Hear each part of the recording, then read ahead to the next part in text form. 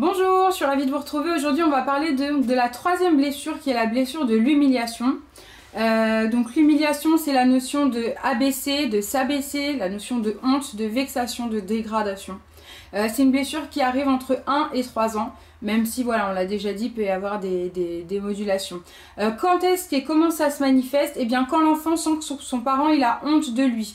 Donc, ça peut être parce qu'il est sale, ça peut être des pipis au lit, ça peut être parce qu'il y a eu un dégât en public ou en famille, parce qu'il est mal habillé, parce qu'il a eu un comportement humiliant pour ses parents. Et donc, là, on va avoir une accentuation du coup de la blessure.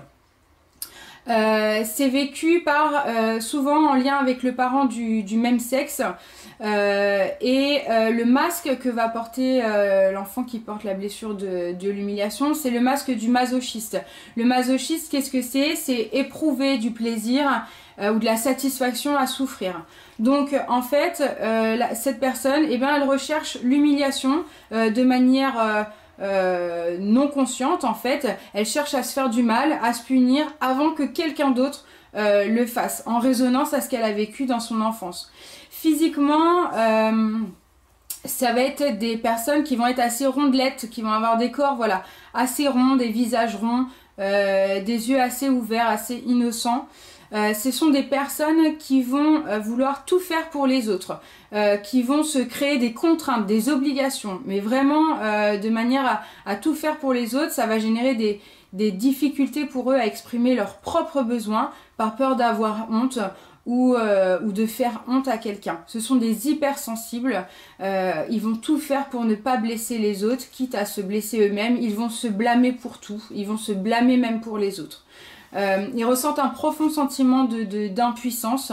Ils se défendent pas quand on les attaque. Ce qui est très important pour eux, c'est la liberté. Et du coup, ils vont vivre cette liberté un petit peu à l'extrême. C'est pour ça qu'ils vont trop manger, trop boire, tomber un petit peu dans les excès. Et du coup, eh ben, ils vont se sentir humiliés par le regard des autres. C'est un petit peu un cercle vicieux en fait. Donc c'est assez compliqué. C'est ce qu'ils font pour se libérer dans un domaine, et ben ça va les emprisonner dans un autre. Ils vont toujours être en train de se punir en fait eux-mêmes. Au niveau des maladies que ça va pouvoir générer, on a tout ce qui est maux de dos, lourdeur sur les épaules. Ça va être aussi des problèmes respiratoires parce qu'ils vont se laisser étouffer, ils vont se faire étouffer un petit peu par les autres. Ça peut être aussi des problèmes de foie parce que ils vont se faire beaucoup de bile pour les autres. Donc tout ce qui touche au foie, au pancréas. Il y a aussi de la glande thyroïde et puis des problèmes cardiaques parce que ils s'aiment pas assez. Voilà, pour guérir de cette blessure d'humiliation, ils doivent reconnaître l'humiliation qu'ils ont subie et prendre conscience des responsabilités d'eux-mêmes qu'ils ont là-dedans et des engagements des autres. Le premier pas vers la guérison, c'est la compréhension.